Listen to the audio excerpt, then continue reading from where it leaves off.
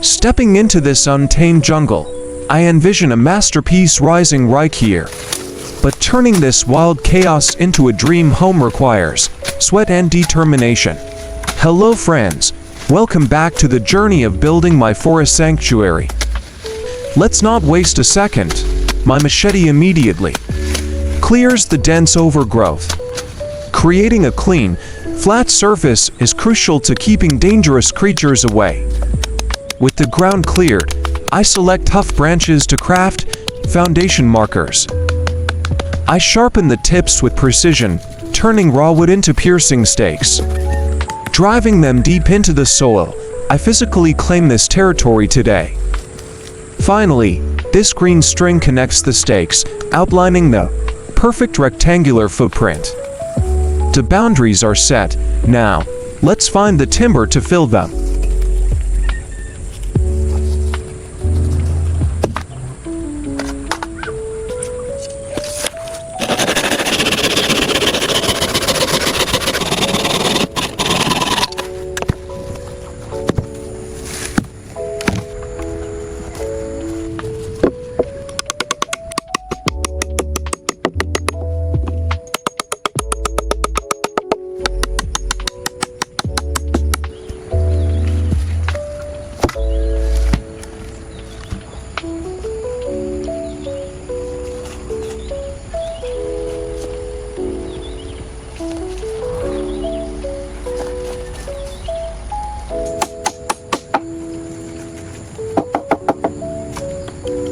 One shoulder long, uniform timber beams, hauling them to the assembly zone.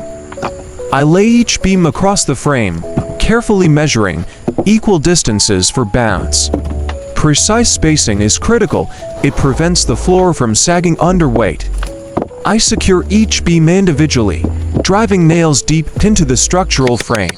Every nail must be flushed to ensure the next layer sits perfectly flat.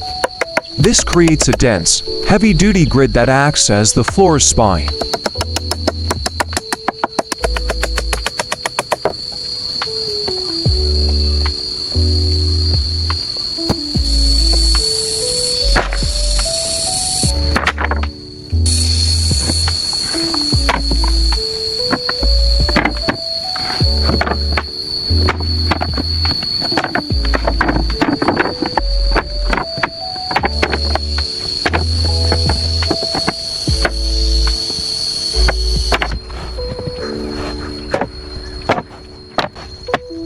I press each board tight against its neighbor to minimize ugly gaps. Instead of hammering, I unleash the power of my impact driver gun. The screws bite deep into the joists, pulling the floorboards intensely flat. Screws offer superior holding power against wood warping compared to traditional nails. Row by row, the open grid transforms into a smooth, solid platform.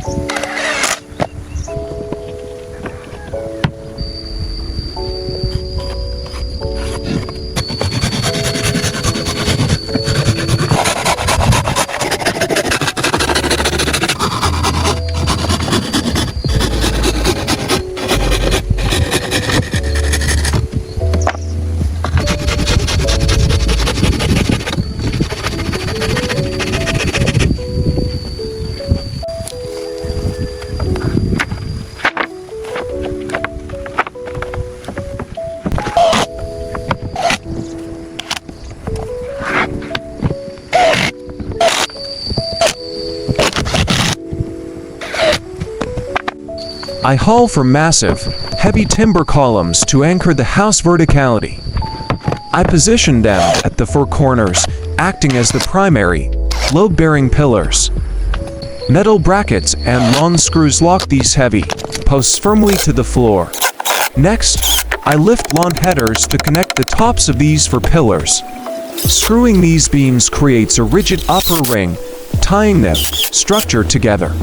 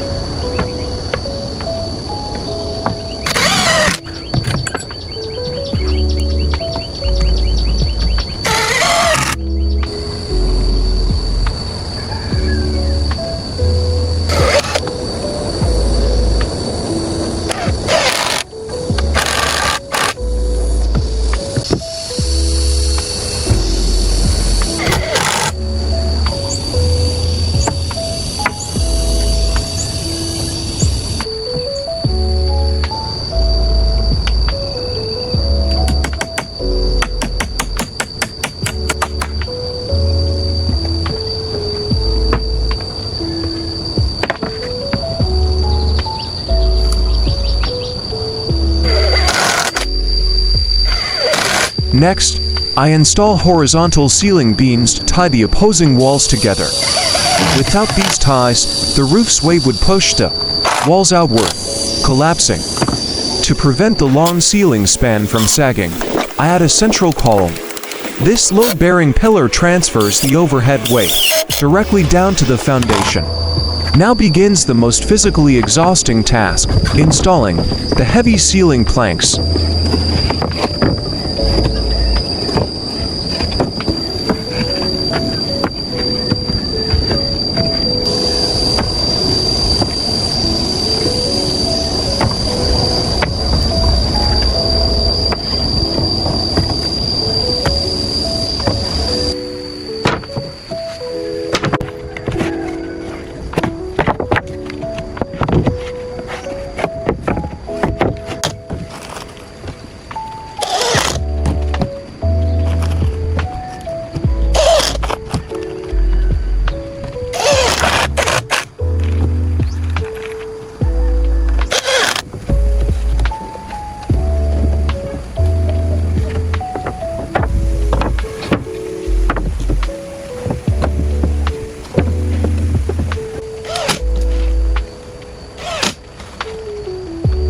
I move to clad the high triangular gable ends of the roof.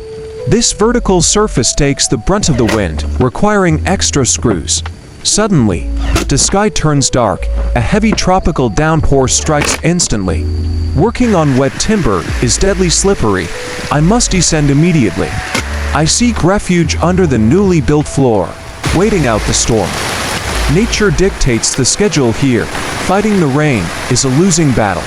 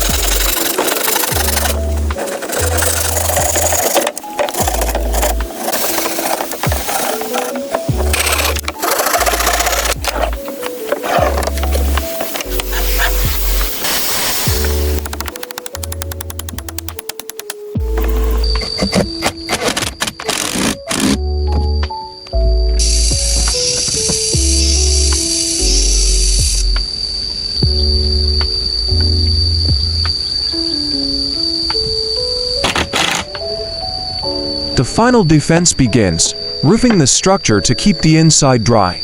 I start laying planks from the very bottom edge of the eaves. The next board overlaps the one below it by exactly 5 centimeters. This overlapping technique guides rainwater strictly downwards, preventing any backward leaks. Gravity, smile like here. Water cannot flow uphill against the overlap. Balancing on the steep slope requires focus. One slip means a fall.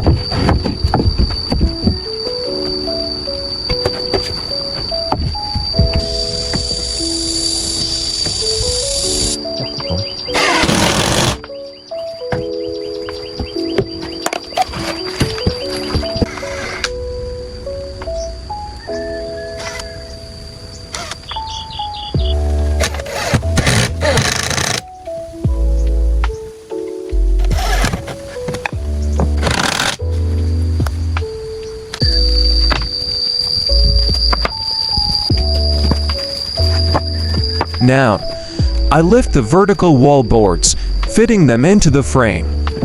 Each plank is screwed tightly to the posts and the new bottom ledge. I enclose the structure, but intentionally leave openings for natural light later. The open skeleton transforms rapidly into a secure, private wooden box. This barrier marks the boundary. Wild nature outside, human sanctuary inside.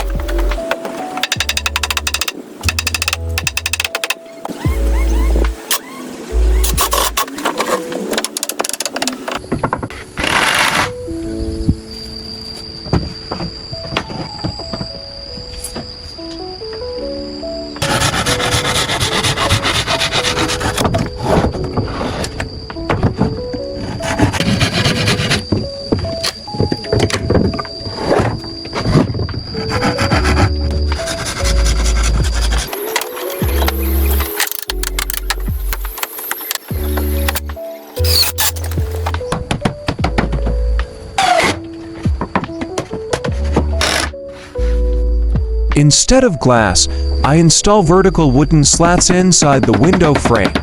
These bars provide essential security while allowing the cool, jungle breeze through. Above the window, I repeat this slat pattern for a decorative vent. This upper grille creates visual harmony and helps hot air escape effectively. The house now has a face, open to the view, but secure.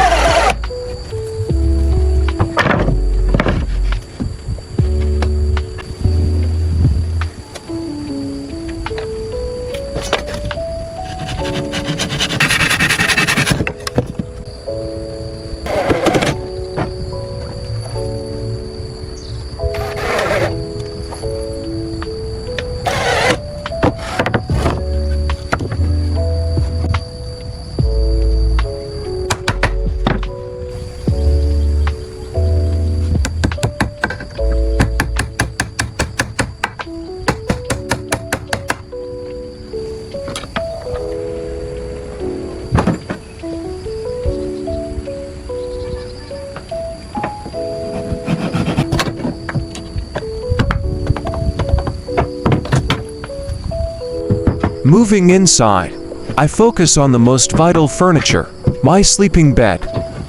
I anchor the bed frame directly onto the sturdy house wall studs. This built-in technique adds structural rigidity to both the bed and walls. I lay thick, smooth planks across the frame to support body weight. To finish, I clad the entire base with vertical timber boards.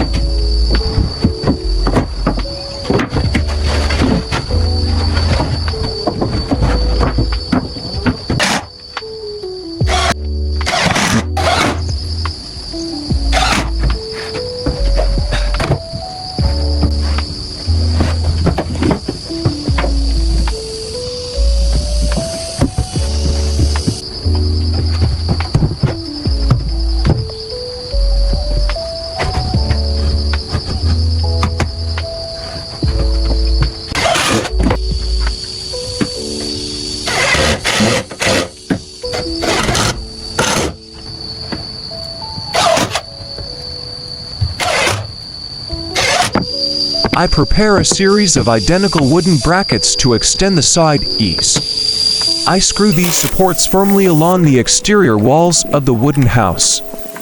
Uniform spacing is essential to ensure the final structure looks perfectly straight. Next, I attach short planks onto these brackets to form a long trough. This creates a unique wooden box gutter system that adds rugged character.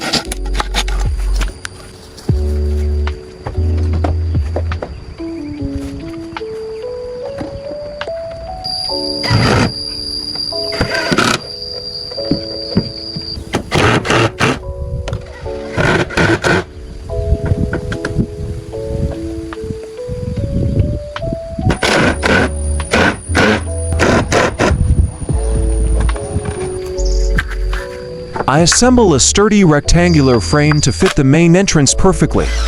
I clad the lower two-thirds with solid planks for strength and privacy. For the upper section, I craft a classic wooden crossbar window design. Instead of fragile glass, I stretch a transparent plastic sheet across it. My staple gun secures the plastic tight against the wood, creating a window.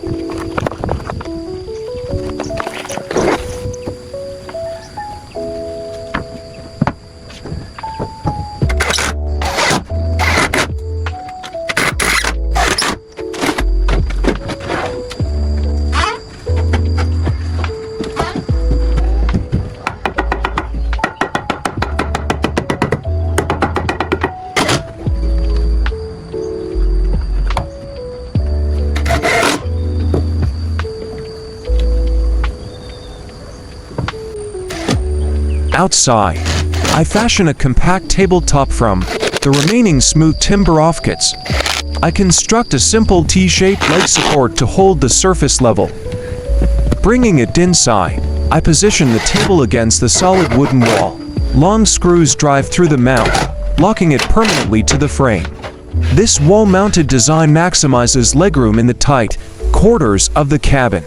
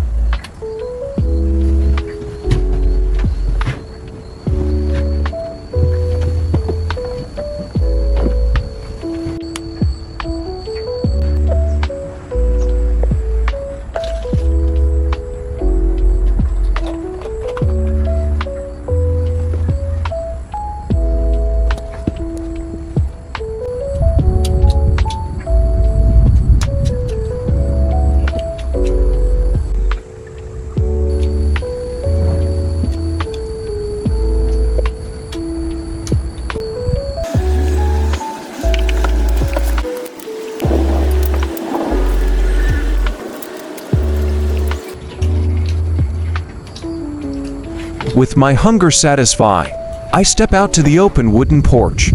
I sit on the steps, watching my fortress stand against the wild. In this vast darkness, this small wooden home is my universe. To build is done, but the story of survival just begins. Thank you for sharing this journey. See you in the next challenge.